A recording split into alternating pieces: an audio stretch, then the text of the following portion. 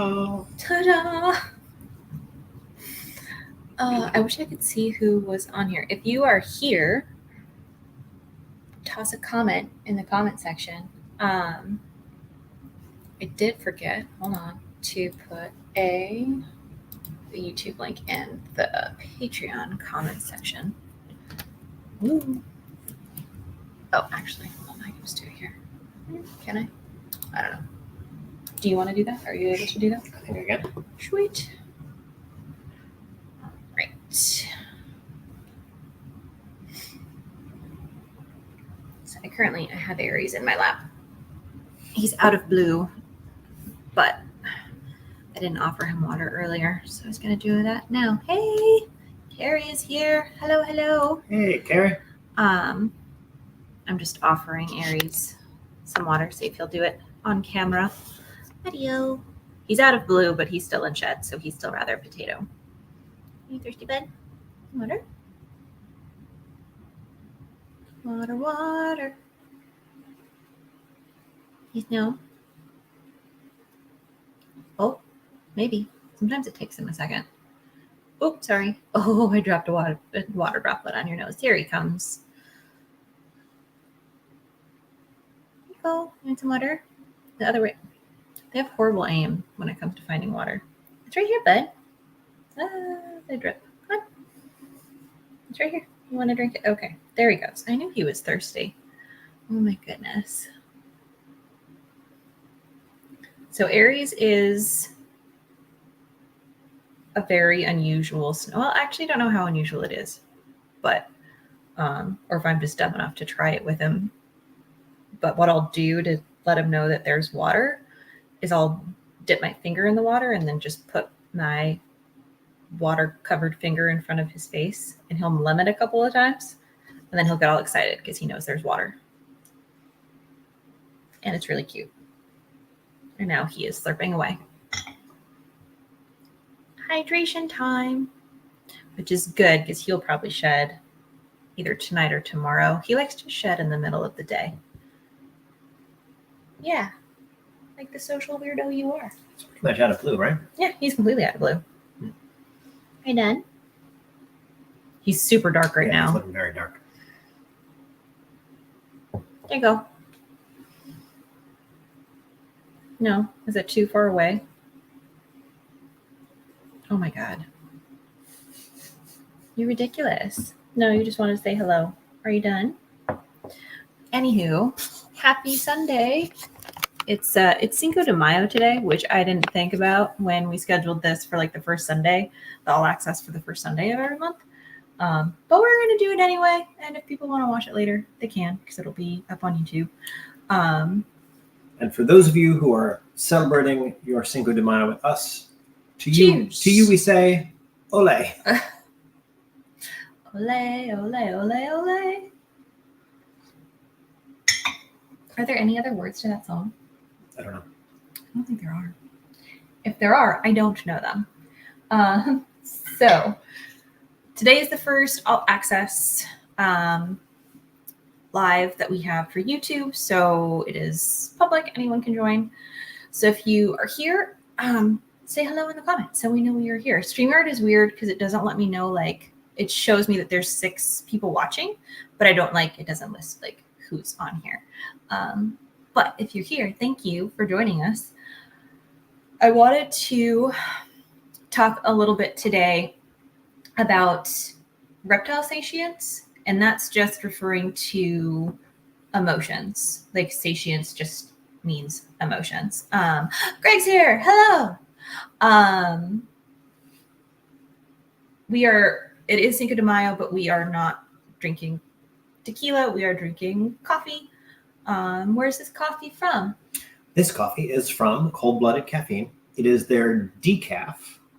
It's Swiss water decaf. Mm-hmm. We are drinking decaf because we had a long day yesterday. Oh my God, yesterday was do not need to be up late tonight. Yes. But yeah, their Swiss water decaf is amazing. It's really good. This live is not sponsored. But if you do want to try out their coffee and want to use my discount code, it's TCHK10, and it will also be the curly haired keeper, just all the initials of the curly-haired keeper.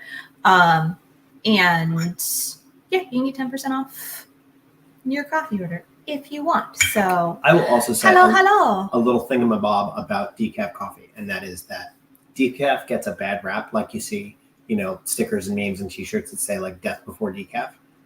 And I think the reason the decaf gets a bad rap, and I used to roast my own coffee because I'm intense about things.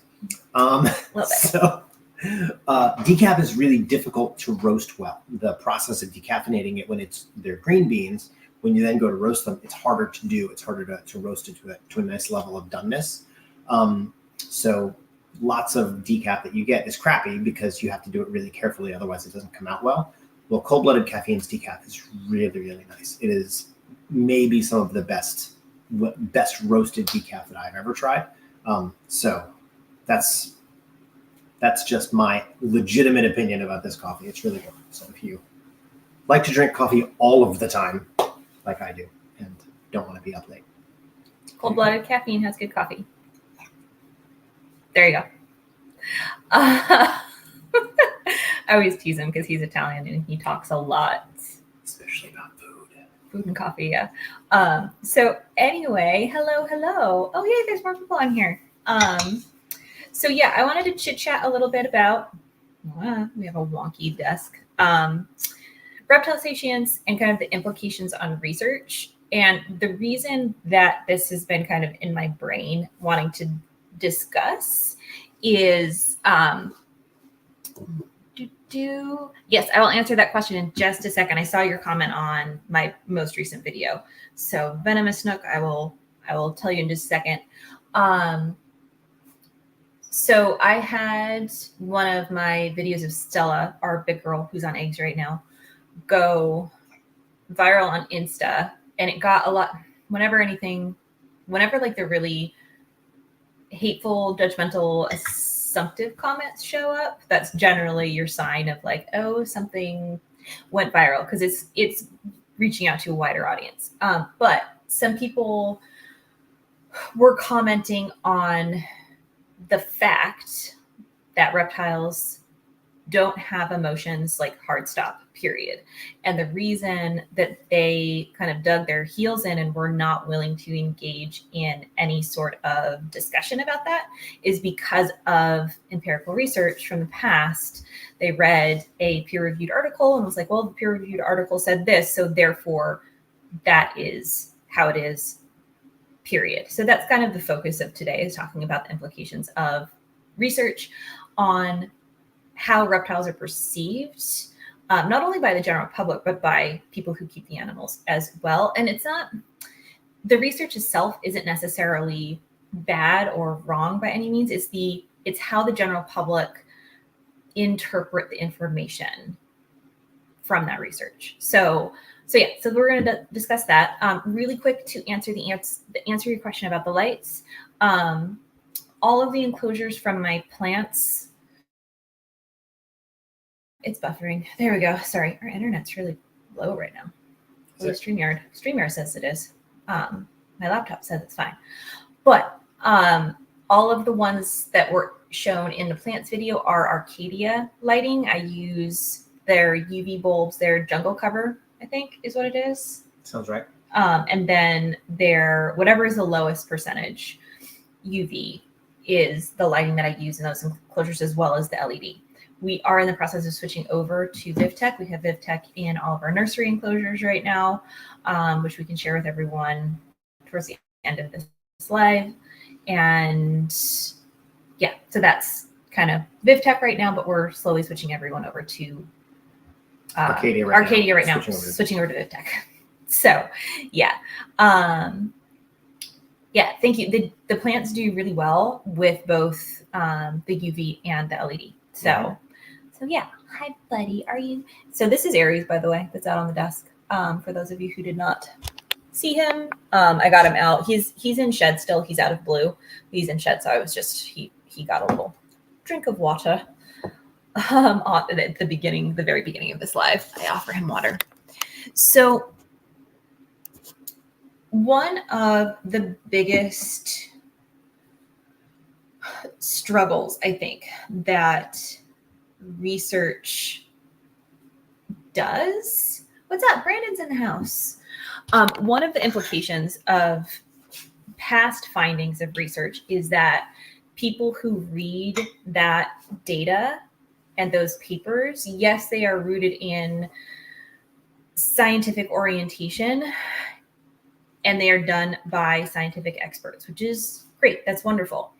The issue that comes up is people who may not be in the research field read those and take it for absolute fact, period, no questions asked. Any scientist worth their salt will tell you that there's always going to be unknowns in any research outcome. So we never know everything, right, about anything. That's why research is always ongoing. If we did, we would have been done with research forever ago. So that's something to keep in mind. Christina's here. Hello. Christina Speaking of knows scientists this. worth their salt. Right. So Christina is deep in the genetic scientific research. We're talking about reptile sentience and the implications of research. So yes, thank you. The usual pushback that I get from people who have read these kinds of papers stating that, and this is papers from years ago, so they're not even the most up-to-date research on this topic. They will tell me, well, these scientists were completely unbiased. That's impossible. If you are a human, you are going to always hold biases that will come through in research. The worst thing you can do is try and prove that those do not exist. The best thing we can do is recognize them and be open to acknowledging them when we notice them pop up. So that's really important. And the fact that research is ongoing. So it's not, there will always be more things that we do not know about a topic than we know. That's what makes science fun. So it makes research really fun. With the satience thing with reptiles, I think that original paper, yes, exactly. So we have, as scientists, and I do research as well, I have a research background. It's in a different scientific realm because I work with clinical mental health. So it's a little bit different. And yes, we have certain steps that we take to help reduce that bias and be as objective as we can. But we're humans, so there's always going to be we're always going to see the world through a human lens and our own human experience. So it's just something that really good scientists will always keep in mind and always recognize. And if it's a blinding recognition, like if it's not blinding, if it's a glaring thing that's showing up in their research, they'll acknowledge that and be like, here's one of the issues with this, and they'll fix it or address it in some way. So an example of that would be, what's his face from years ago? Not Newton, but what's the evolution guy? My brain isn't working, you guys. Darwin, yes. So Darwin had a lot of very convenient scientific findings back in the day that were incredibly problematic and now completely unfounded. So it's a good thing to like look back and be like, oh yeah, science has screwed up before. And one of the things to think about is like one of the potential biases is the way that we capture data about a subject, right? Like if a data set itself has some sort of implicit bias in it, and now we're getting into a little bit of the realm of kind of what I do professionally. If the underlying data has some sort of bias in it, then the model that comes out of that is going to reflect that bias. And if one of the things that we're talking about researching is, do reptiles have emotion? Well, that's not a thing you can measure with a yardstick. Hi, Jason. Right. So then how we're capturing the data of, is this an emotional response, et cetera, is just the measurement of that to begin with could already potentially have some of that implicit bias. Problematic, yeah. And we see that show up every single day once we know what to look for. Like there's a reason Echo Dots recognize male voices over female voices. because the programmers were majority male for that particular system. There's a reason that facial recognition algorithms recognize white people better than people of color. Yep. So just little things like that pop up, and you recognizing it is really empowering for the public in general. I think it's really important for us to recognize that and be like, oh, that might be something to push to change. So yeah, just things like that. Oh, am I in your way? No, sorry. I'm just, okay. If I sit too low, I get like lens flare coming from Centauri's lights, and I've got like this weird like halo slash one. So I'm just trying to like jaunty halo. I know it's distracting the hell out of me. I'm just trying to just block my backlighting. Now I'm satisfied. I will. Okay, stop ramming my chair. Do my best to sit still. No promises. He's a serial fidgeter. Yeah. So something that I've noticed popping up in the general public, and like I said, even with people with experience with reptiles, is taking research from years ago, and it fits their belief system, so they take it for absolute fact, and that then leads to things like people essentially giving themselves a pass for treating animals like reptiles, especially like snakes, abusively. Like, okay, cool, I can set a snake on fire and it's fine because they can't feel anything. It's like, highly problematic, but it is a convenient truth for those individuals because they don't have to feel guilty about how they feel towards a misunderstood animal. They don't have to do the work to build understanding around an animal that they are afraid of. So instead they go the other route quite often, and that fear that is not addressed morphs into harm and hate. So that's kind of the balance that, or the effects of taking research as absolute fact. It's problematic.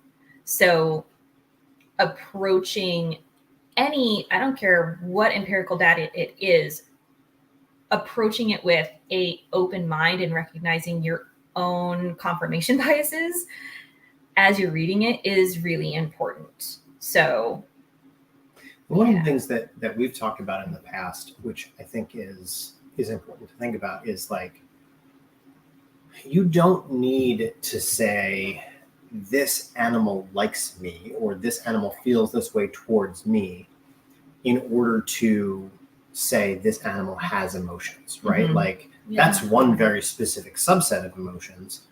Those, there are certainly emotions well beyond that. Mm-hmm. And one of the things that we've talked about is, a retic can get in food mode, and all of a sudden an animal that you have a really good working relationship with, all of a sudden, might come out hot and behave very differently towards you. That's not a reflection of their emotional expression towards you, right? It's a more kind of instinctual response. Mm-hmm. But what we certainly do see is the difference between the way an animal reacts towards someone that they have a kind of long built trust-based relationship with. And Jody's talking about our own anecdotal observations right now, just FYI. Versus someone that they don't know at all or as well, or and so something that anecdotally we've been able to observe is Abby spends a lot of time with all of our animals. I spend a little bit less time with our animals, right? She just has the opportunity to really hang out with them a little bit more. Mm-hmm. And we can see that there's a difference with how they react towards her rather than how they react towards me. Or how they react towards just someone at an outreach event. And like that understanding of, okay, I recognize who you are, and I am just recognizing you as less of a threat than some random other person I don't know, I think is enough to say that there's at least some level of satience there. Yeah, they have the cognitive ability to recognize when they're in danger versus recognizing someone that does not intend them any harm. Aries is a really good example. So venomous snake lover, you commented he's like super chill. He's very sweet. He's usually a little bit more active than this. So this is Aries in shed. He is the chillest boy when he's in shed. He lets me take him out. He will accept water from me. He will let me pet him. He doesn't buck. He's not in blue right now, but even when he's in blue, like he'll buck a little bit when he's in blue, but he has no desire. Like he doesn't feel any sort of threat. So have a wonderful Sunday, Christina. I am in the water change boat today as well. I need to do that after we're done with this live. But yeah, as you can see, he's very, very chill. He's very sweet. He's a very good boy. He's incredibly social. Not when he's in shed. Slightly less outgoing when he's in shed. Yeah. The only reason he's staying here right now is because he's in shed. Hi, buddy. Are you still thirsty? Do you want more water? I feel like you're looking for more water. You want more, or are you just looking to hide your face? You ready to go back? You can't decide. Need some more water? Nope. Maybe. No? Are you done? All right. I think he's done with water. So yeah, that's kind of my spiel on reptile sentience. I do believe that they are capable of feeling a much broader, deeper range of emotions than historical research has, kind of proven them to have. And there are more recent studies being done that have begun to disprove those older studies. So, yeah. Would you say, and this is something that I've kind of thought about, is, in the last, probably 10, 20, 30 years, there's been a lot more visibility coming up about things like puppy mills, right? Where puppies are being bred for sale in unethical conditions. And the reason for that is because it's more economically beneficial to have a lot of animals in a small amount of space, right? Space costs money, animals make money. So maximizing, how much they are able to produce in a certain amount of space means, right, that they have a financial incentive to treat animals poorly, essentially. And I'm wondering, are we starting to see the reptile industry kind of catching up to that mentality? I feel like with, when this stuff came out about Slither on Morph Market and stuff like that, and there being some real attention to breeding facilities that were not in up to a standard that the reptile industry wants to keep, that there has now been a push to essentially change that. I don't know. What do you think about that? I think it's important to keep a couple things in mind. Like, one, with things like research papers, where is the funding for that research coming from?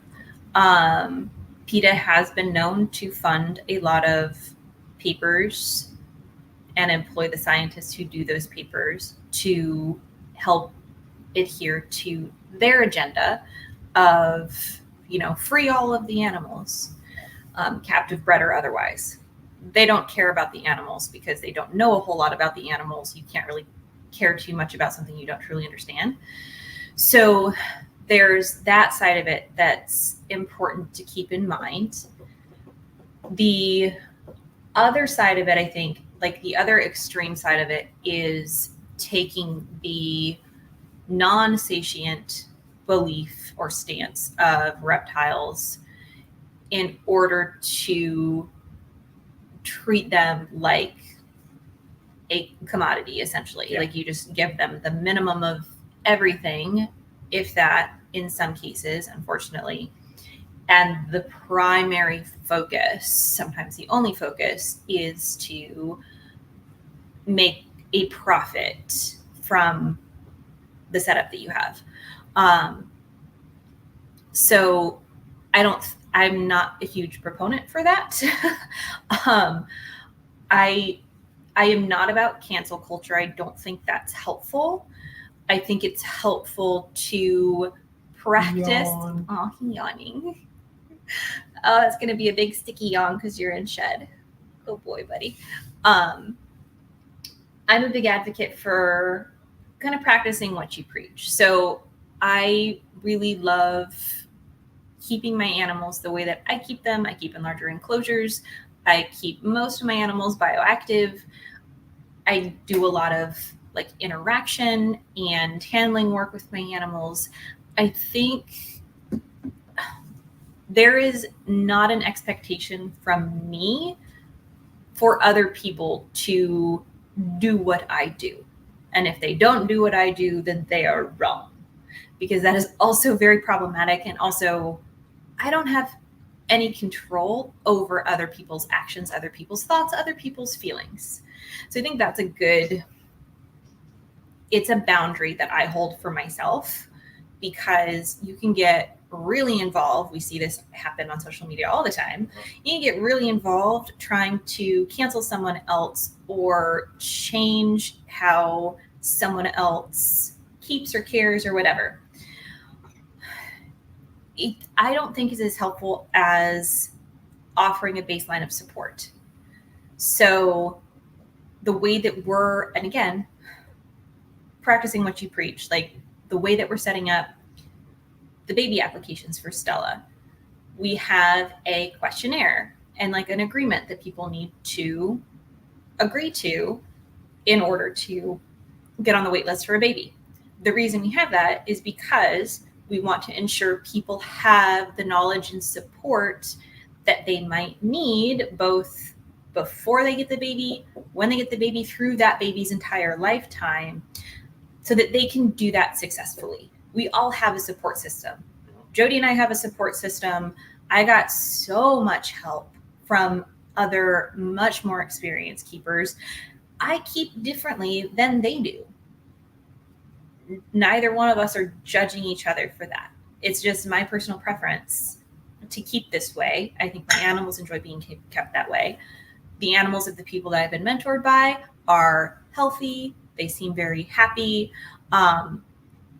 Like they're growing, they're thriving, they're reproducing. That's a good sign that you're doing something right. So I think we should always do our best to up our game when it comes to caretaking and learning about these animals, and, you know, continuing to strive to do it better. But comparison is also the thief of joy. So if you're comparing yourself to someone else and you're like, well, mine is not exactly the same, my animal isn't acting exactly the same, it doesn't automatically translate to you are doing something wrong. So there's way too many complex things going on in each situation to simplify it down to that. So yeah, that's kind of my stance on that. I think we are slowly moving toward, like, I'm seeing people who have been in this industry for forever and have been breeding for forever, and they're completely redoing their setups to offer their animals more. And I think that's amazing, because that's, one, a huge investment, and two, like, just an investment in time and money. Like, it's just, it's nice. It's nice to see that this industry is advancing so well that people who've been in it forever are like, oh, there's a new way to do that. Cool. I am going to go check out and like see how I can make that work for me. How you make that work for you is going to look different than how someone else makes it work for them. So yeah. I will say one of the things that makes me really respect keepers and breeders is the mentality of, what can I do to what I am doing currently? How can I just take that and just elevate it one notch? And then once I'm there, how can I elevate it one notch from there? And the idea of, I think, just kind of, we'll never be perfect. So what can we do to kind of continuously improve upon our husbandry practices? I think that's a really sign of a really thoughtful caretaker. And I think that's important. Yeah. And we'll have, like, I don't know how well ours is going so far. Like, we have Stella doing maternal incubation on in a bioactive enclosure, but we don't know if any of those eggs are good. We don't know how the results will come out. So we'll find out very soon. Yep. This week, maybe. But yeah, potentially this week. So, but yeah, we don't know how successful we are yet. So when people reach out to me asking about maternal incubation, I'm like, I can share with you what I've done, but I don't know if it works yet because I don't have the results of the experiment, essentially is what it is, that I am doing here. So yeah. Jason, that's really fascinating. I didn't know, I haven't done a ton of research on UV. I just went the Arcadia route because when I first started building bioactives, VivTech wasn't in existence. And they were just, Arcadia was the go-to. Only show in town. Yeah. So, which if, according to those research papers, would explain why. So, yeah, research isn't as objective, I think, as a lot of us would like to believe that it is. Yep. There's a lot of agendas attached to much of this research, and a lot of those agendas are super sneaky. We don't know until we know, and it's like, oh crap. The other thing to keep in mind too is research as we know it in Western culture is very monocultural Eurocentric.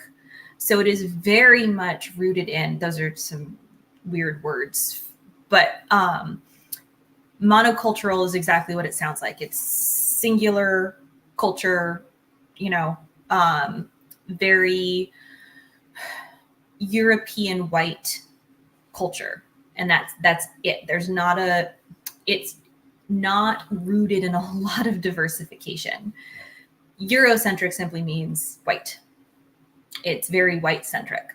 So again, it's not rooted in multiculturalism. It's shifting that way. But I think a lot of times research disregards some really important aspects of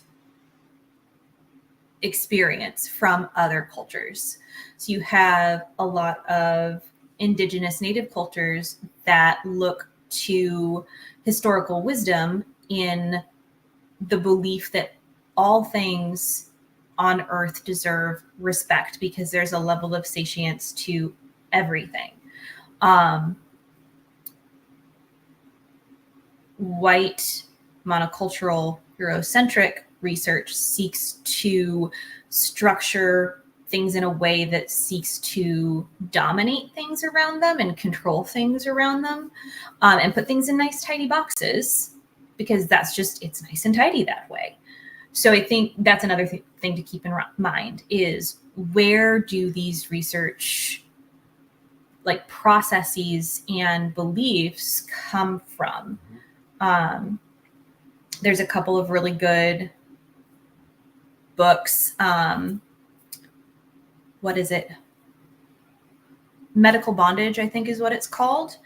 It's the historical look into the use of Black women in women's health by white doctors, way back in the day, and how abusive that system was to Black women. The details are pretty horrific, but the results of those research findings from decades, if not centuries ago, still shows up. There's a reason that Black mothers have a higher mortality rate. Black babies have a higher mortality rate. There's some very rooted values and beliefs in the medical system that still show up. So I think that's important. Carrie, you were commenting, I love to see companies like Scylla and ZooMed come out with more enrichment items for snakes and other reptiles. Green Room Pythons, for example, has perches and such set up in his reptile room. Yes. Mm-hmm. Have a wonderful day, Brandon. Thanks for popping in. Yeah, that would be interesting, Carrie. That's one thing that there's not a whole lot of stuff for really big snakes. Mm-hmm. So the hide that Stella is in is a cement tub mixer from Lowe's. because there's not one big enough that you can just go buy online or like at a reptile expo that you can buy for the smaller animals. And I understand that the implications of creating such an item can be difficult, but it would be nice to have that option and see that more common. Because I think for a while there was a common kind of like, well, they get to a certain size and they don't want to hide anymore. Like, do they not want to hide, or is it just not available to them? Right. So no, you're totally fine, Carrie. If you all want to ask questions that have nothing to do with the topic that we're talking about, please put them in the chat, because we're open to chit-chatting about anything. I think something that's interesting is that relatively new, right, is the ability for people to do 3D printing just kind of as a hobbyist at home, right? There's the Thingiverse now, right?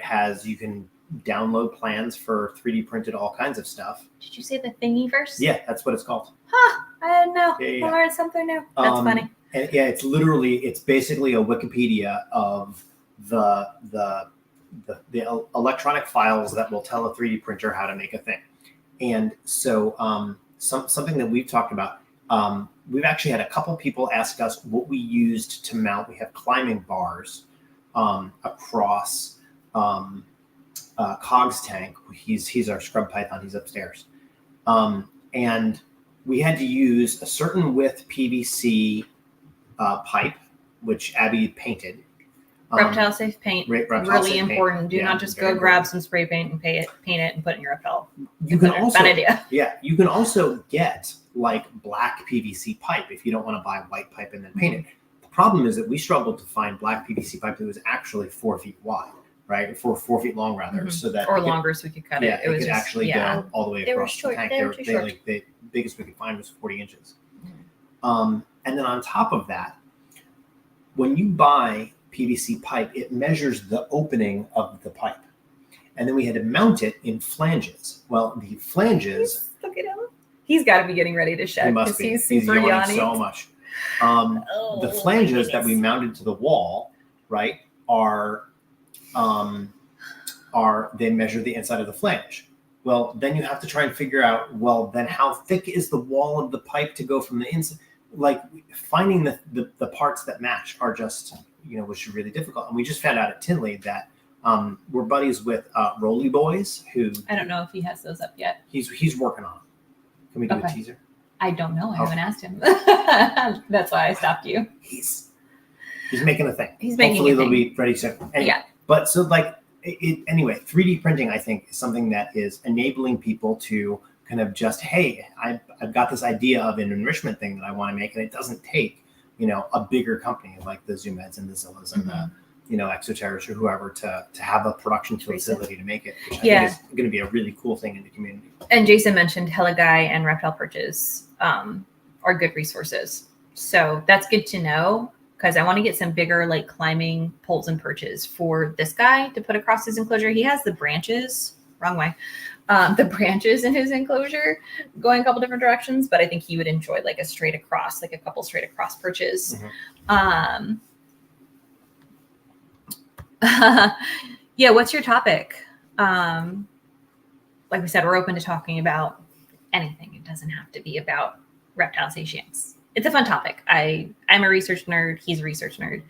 And it's just been interesting to see the general public apply information that isn't necessarily accurate in a way that just is convenient and fits their belief systems and value systems. So, and I do think that the idea of enrichment dovetails into the idea of satience really nicely, right? Like, there I think is a perception of, if you want to keep a snake, the thing that you need to have minimum is heat, light, high, water. And like, that's kind of the bare minimum. I'm like, but is it? Is maybe the bare minimum just a little bit more than that? Yes. So, Carrie, you are correct. Universal Rocks is super high quality. They make really amazing stuff that looks so realistic. It's crazy. They're a little expensive, which, I mean, they absolutely charge what that material is worth, because I worked with Universal Rocks that material before, and it is crazy good. Hardy, yeah. It's very hardy. Yeah. It's a little, it's very fine, gritty, like texture. So depending on what species you're keeping in there, I've heard it can be a little rough on like snakes when they shed, but I don't have that personal experience to go by. So that's just something that I've heard third person. Can we talk about advanced animal care, specifically with reptiles for people on a budget? I think the hobby tends to leave poor working class keepers dreaming. Yes, that's an excellent topic. So I think we definitely get into that elitist realm of keeping. Like we're an example of that. We keep in toad wrench enclosures. We keep bioactive. This is not cheap. This is really expensive way to keep. If you have it set up long-term enough, it will eventually, potentially, I haven't done the math yet, potentially be cheaper than keeping in like tubs or paper or what have you. But I think more and more companies are starting to develop PVC, like larger space enclosures that you can set up however you want. My biggest thing is looking for options. Like when someone reaches out and be like, hey, this is my budget. I really like the way you keep. How can I do that? And I'm like, on that budget, you can't do it exactly like I have mine set up. That doesn't mean that you can't do something amazing for your reptiles. There have been people setting up grow tents that you can get very inexpensively. They're huge. They hold humidity and they hold heat really well. And you can set up like an entire huge playground reptile oasis in there for your animal. You can also get less expensive enclosures that are sizable and set them up naturalistic, or even on paper with some decor from the dollar store, right? Like as long as it is reptile safe, then you're fine. It doesn't have to be like, even for us, we do our own bioactive substrate mix. We get all of, or the majority of our stuff from a local greenhouse because it is way cheaper than buying reptile specific substrate. It's like renting a venue and telling them you're booking it for a wedding versus you're booking it for like a birthday party. If you say you're booking for a wedding, it's automatically going to be so much more expensive. If you're getting reptile specific substrate or anything like that, it's going to be way more expensive. Part of the reason for that is you know that it's reptile safe, usually. As long as you know reptile specific, like what species do you have, what environment do they need, does the substrate work for them, work for the environment you're trying to create, then yeah, you're just you're not having to do the extra research to ensure everything is safe. One thing that I think is really good for new keepers who are on a budget is the information sharing that the community does about what has worked and what hasn't. One of the things that, if we're at an outreach event and someone's talking to us about, I'm considering getting my first snake, one of the things that I will say to them first is don't bother going to a, Petco or a PetSmart to get a glass tank with a mesh top for a tropical species that needs high humidity, because that is a tank that you're going to really struggle to get the parameters right. And you're going to end up replacing it sooner than later, where, I think what Abby was saying earlier about, these are tanks that will last us a really long time.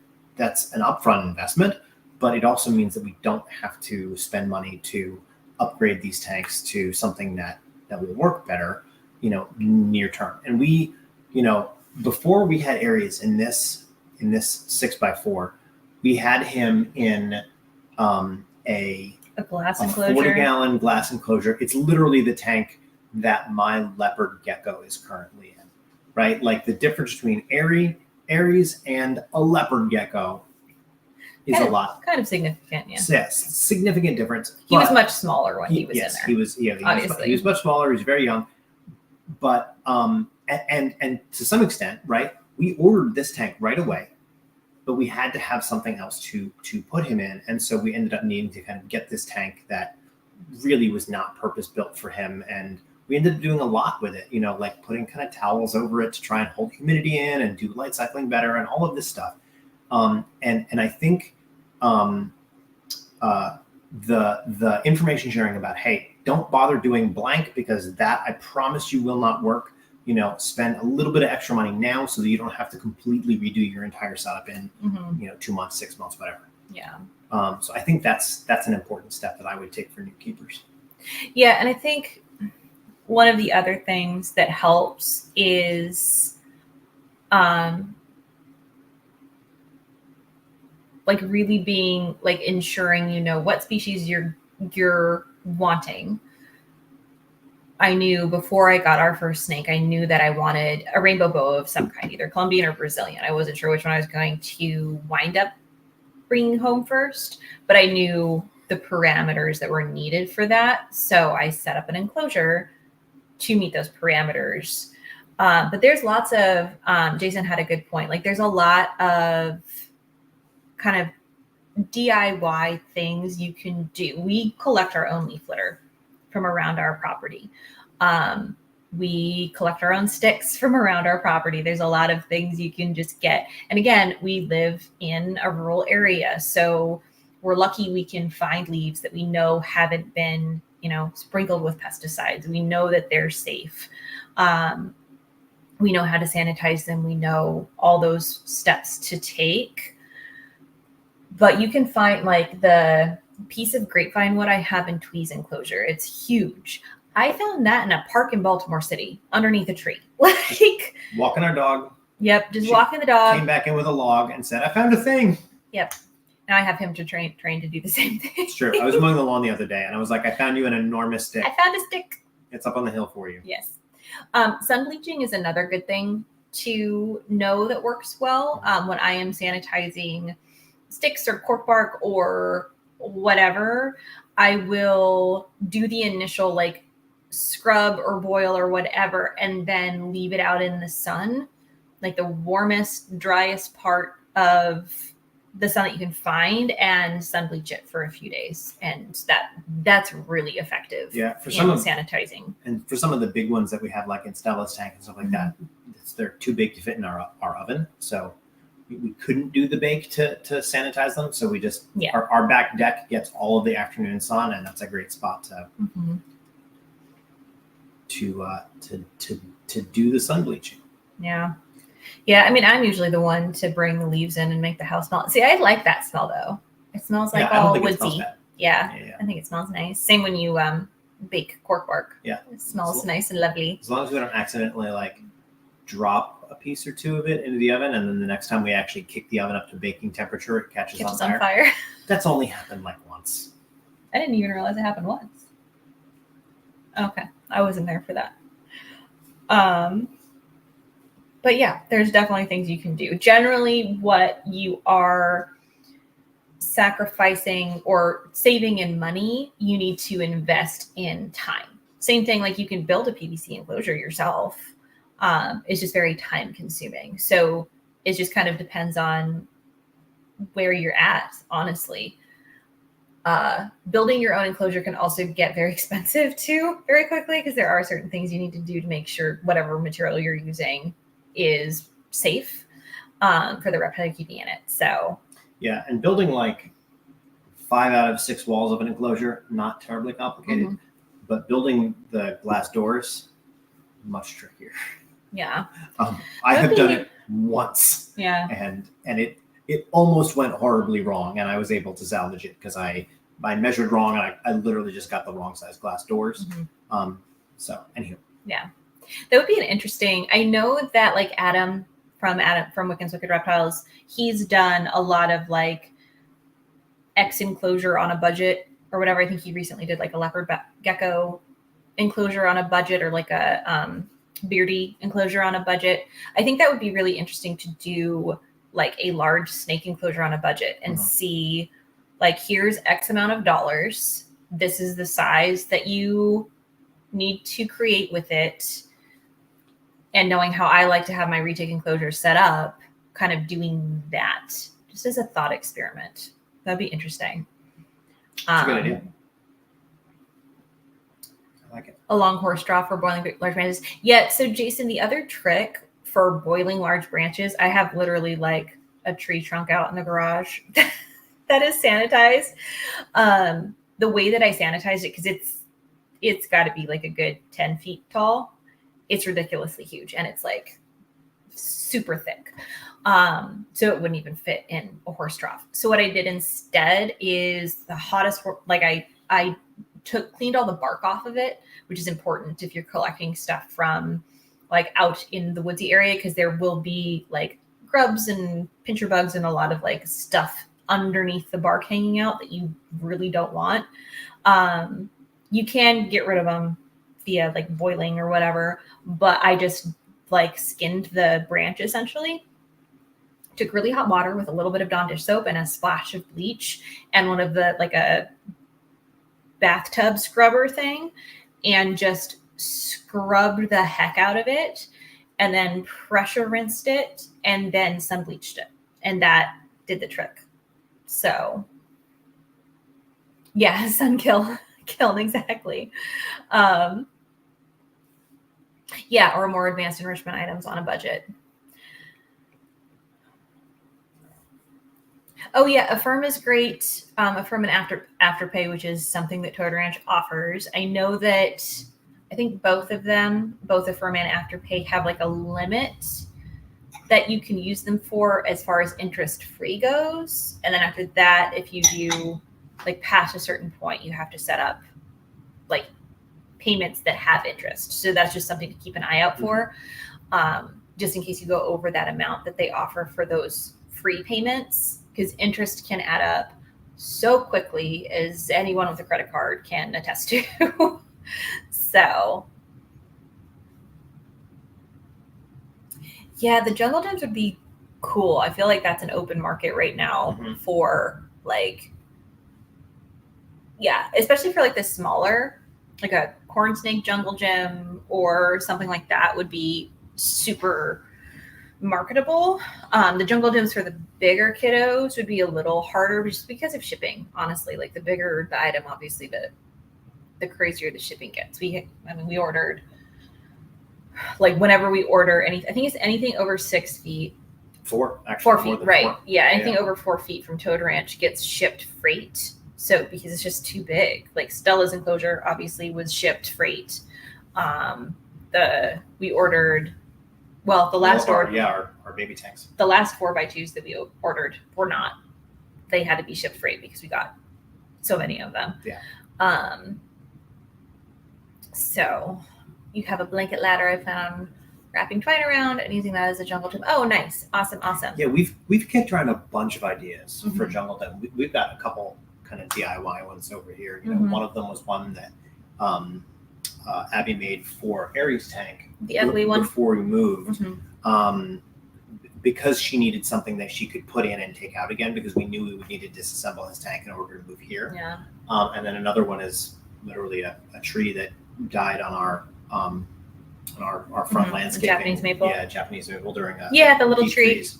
Yeah. And Abby cleaned kind of all of the smaller branches off of it, and then I just chopped it off at the root and then screwed it to a base. A base, and so now that's it's pretty sturdy too. Like April, who's got to be 9 feet at this point, can climb on it no problem, which is good because that's what I perched her on after she nailed me with a food bite. I was just literally just like, here, go there. Hopefully it holds you. It did. It was fine. And she was like wrapped around it too. So it's pretty hardy. So there's definitely ways to get super creative with less expensive or found material. Whenever you're doing found material, I would just recommend be mindful of where you're scavenging material from. If it's like a national park, probably don't take anything from that because there's a good chance you could get fined if you do. The other thing to look out for is like, is there anything currently using this item as a habitat that I will be destroying if I take it? So that's kind of the things that I keep in my mind whenever I'm scavenging. Usually I grab the branches that have been like fallen onto the mowed lawn area or like out in the driveway, because nothing's really hanging out in it. Yes, that is what happens, Jason, with Toad Ranch. They package things so well. You wind up with a huge pile of cardboard and like the wrapping foam that they use. We've had to make several recycling runs as we've unpacked. Yeah. We've unpacked 9 of the 4x2 so far. Yeah, we ordered 12. Yeah. We've unpacked 9. We've made 2 recycling runs. 2 recycling runs with the trailer, one, right? Like literally, well, the first one I did just with my Jeep, but the last one I actually took our trailer to the recycling center. Yes, it's a lot of like 5-6 bucks. Yeah, but to that point, and I think that's the point Jason was trying to make, is you can make a jungle gym and like fun stuff out of cardboard. It's not, you're not gonna be able to sanitize it. If they like poop on it or whatever, you'll just have to throw it away. But Centauri's awake. So Jody's getting Centauri out. She's been very awake. The last couple, she shed recently and she gets fed this week. So she's very, they're so dramatic. I feel they just sploot on the glass. But yeah, this is a great like topic of discussion. I think it's really important to not exclude people who don't have as much money to invest in enclosures by offering affordable alternatives. I think that's really important. I don't think anyone should be denied experiencing something that they love because they can't afford like a $3,000 enclosure. So, what do you think? Yeah. Great. She's coming out. She's coming. She's taking her time. I'm coming out. I want the world to know. She's so pretty. She's our platinum Anery tiger girl. And Cleo's barking. Cleo, why are you barking?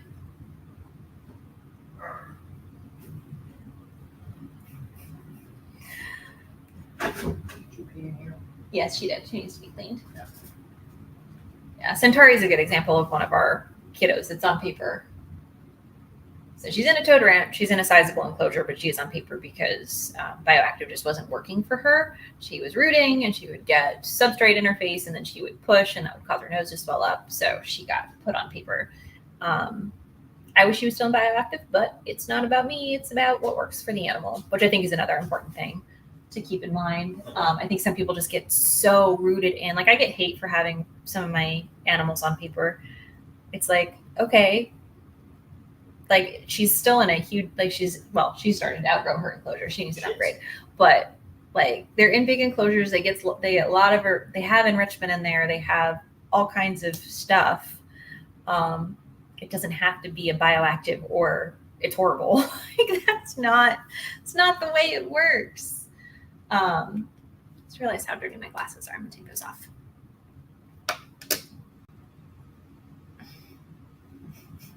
But I also think there's a lot of cognitive dissonance that happens when people realize what they thought was something turns out not to be the thing that they were so sure it was. And that can be difficult for people to resolve. So you either go through that process of resolving that, or you shut down and be like, nope, I'm going to stick with this direction because that's just what I feel, comfortable and potentially safe in. So, but yeah, I definitely think we get into very, again, monocultural blinders, be like this way or no way, period. And it's just, it doesn't work. It doesn't work for really anything. Reptiles are not cookie cutter. It's not you're getting a retake. Here's the formula for keeping it the only right way.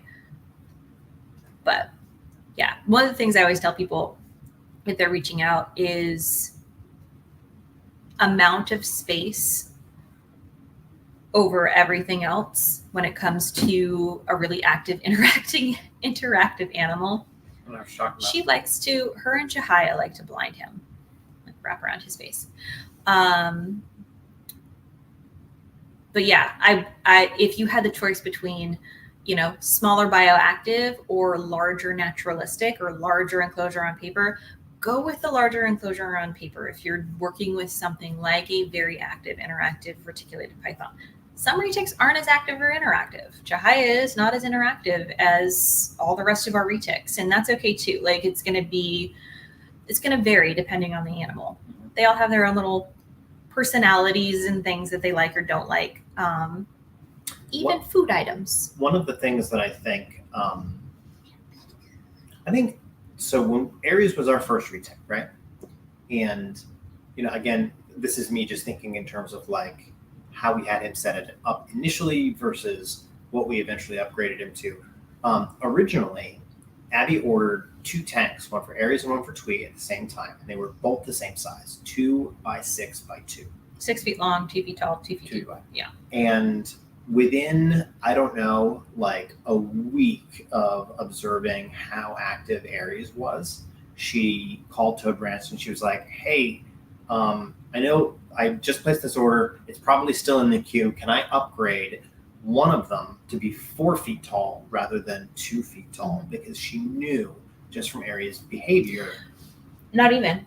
That was before we even went to go get him. That was just through talking to JP. Oh, really? Yeah. Yeah. So the keeper that I purchased Aries from, who had him before me, since he was my first retic, I was talking with him and I was like, I ordered him a 6 by 2 by 2, but now I'm second guessing it. And he's like, I was like, I can upgrade him to a 4 foot tall. And he's like, yes, do that. Cause he's so active. Like the more space you can offer him, the better. Yeah. So, and thinking in terms of that, like the snake's personality and activity level, and making the right decision for them, I think. I mean, a 6 by 2 is not cheap, right? Like we would have bought him a 6 by 2, and he would have needed a bigger tank, very very quickly. You can come over and say hi to me. Hello. So I mean, making that decision really based on the specifics of a specific animal, I think just makes the whole process, like there's nothing worse than spending a whole bunch of money on a great setup that just isn't right for the animal that you did it for, and then you need to get something new anyway. It, you know, that really becomes kind of prohibitive. Don't go in there. She's fine. She's active enough. She won't stay in there. She won't stay in there the way Law did. Yeah, and was it Jason? Oh no, the Reptile Studio was saying Lori Tarini is a good resource for affordable jungle gym items, which is great because Lori Tarini is an animal behaviorist, so she knows, she does like the target training and all of that stuff, which is very great. Where are you going? Come here. He's like, no, I want to go where I want to. Oh my gosh, she's so quirky. She's speaking of different personalities, like generally with snakes, if you go underneath their chin, they tend to not startle nearly as much. But with Centauri, she much prefers like the top of her head versus if I go, let's see if she'll do it. She probably won't. No, I desensitized her, but she'll almost always startle if I go in to get her like underneath versus just petting the top of her head. She's a backwards retic. But the other thing I will say, as far as worrying that you created the wrong setup for an animal, don't make that judgment too early on when bringing that animal home. It takes animals, like reptiles specifically, snakes, I think even more than some other species, a very long time to kind of settle in and show you how they're going to use their space. Shy, our other male, was super tiny when we brought him home. We put him in his 4 by 2 by 2 Toad Ranch, and he basically just like hid and didn't really use the space for about 6 months. And then literally overnight, he was like, okay, I'm ready to be social now. And like, yeah, it was like he turned 1 year old and was like, party time, like jazz hands everywhere. So it's like, take that time to let the animal settle in, and go from there. You don't have to automatically change things up after having them home for a week, like if the parameters are way off, you know, and you're noticing like RI symptoms or something like that, obviously make those changes. But yeah, you don't necessarily have to just automatically change their enclosure entirely. If they're super shy, just add more stuff in there. Cool. Yeah. Well, I think that's all we got. Time to wrap up. Yeah, unless anybody else has more questions, I will probably go to the gym and then get some more homework done. Do you want to go to the gym? Perhaps. All right. I was going to wire our third baby stack. We got 2 of our 3 baby stacks, our first 3 baby stacks, all set up and wired. That's very exciting. Yeah, we'll share those on Instagram in a wee bit. And I'm also doing a YouTube video to review those as well. Cool. So Carrie asked how Stella is. She's good. I haven't checked on her yet today, other than to just kind of peek in her hide. So no. So Jason, the way that we have Stella set up, the way that we set her up, and I can actually show you. Unplug you all from here. So the way that we set her up, sorry, I'm doing the lazy way. So I'm going to open this so you all can actually see without looking at the reflection. Sorry, I'm moving around a lot. The downside with doing it on my laptop. So oh my gosh, Susie Plant, doing too much. She is in here. This is her little hide. Hi, Mama. Oh, you can see some eggs. So the eggs on the bottom here that are peeking out, they look, you all can see it. Yeah. Sure. But I think I can handle it more than you can because you have Centauri. So you can see some of the eggs down here. They look brown. That's just residual shed from her being in shed in there. It's not mold or anything. The eggs themselves don't seem to be discolored. It's just the shed. So we'll see. Find out sooner rather than later whether whether it's affecting them or not. But the way that we have her set up, this is her top shelf of the toad ranch shelves that I had custom made for her in this enclosure. Jody built this little nest box that sits on this top shelf, and I put her favorite hide on this with some sphagnum moss, kind of setting up hopefully the ideal laying situation. And sure enough, she started hiding in here about a week before she laid, and then she laid in here. So I actually added charcoal and springtails to that sphagnum moss when I put this all together, but I didn't add isopods. Honestly, isopods probably would have helped in cleaning up the shed that got all over the place. But yeah, the only reason you would have issues with isopods is if the eggs were bad and decomposing in some way. Then the isopods will start going to town on anything that's decomposing. So especially with isopods like Oreo crumbles, which is the smaller ones we have in here, with the really protein hungry isopods like dairy cows, you might have a bigger issue because they really like protein. So I don't think I would have risked it with that. There are dairy cows in here, but the isopods can't make it up onto this shelf. And into her nest. So it kind of was wound up being the perfect scenario for her laying in a bioactive. But the springtails, if you're doing a bioactive setup, the springtails you definitely want in there because they help consume any mold or anything that would develop. So yeah. So again, I don't think, unless it's already like broken apart and decomposing, they tend to leave them alone. That would be a good experiment to do. I don't feel like it would be worth the experiment to sacrifice a potentially viable egg. So yeah, our kind of go-to is just to keep the lay boxes elevated up on a shelf, away from the ice pods, just to be safe. Aries is still out. He's just chilling. Hell. All right, give you all a couple seconds to ask any residual questions, but otherwise we're going to call this one good. Thank you so much for joining us. This is our first all access live.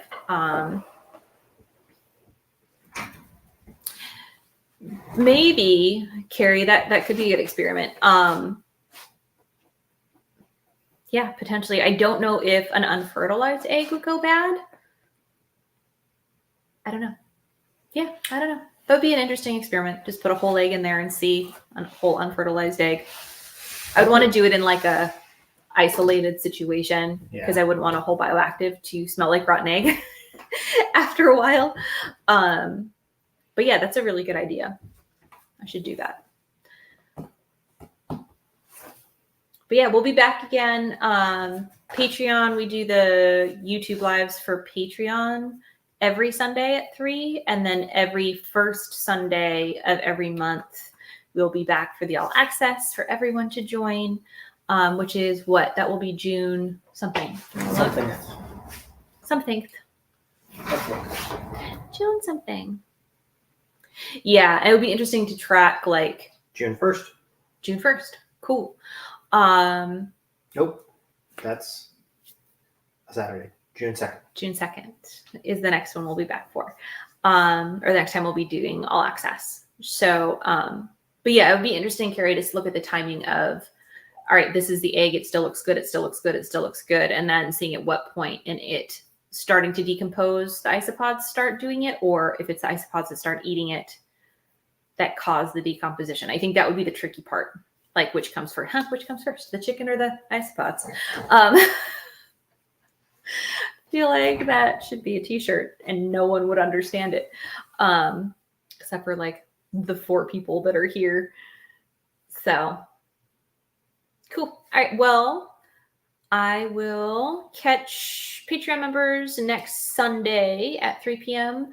And everyone else, hopefully on June 2nd. I will be better next time about giving a heads up that this is happening because I was really bad about that this week. So, all right. Thanks for joining us, everyone. We will catch you on the next one. Ciao, everybody.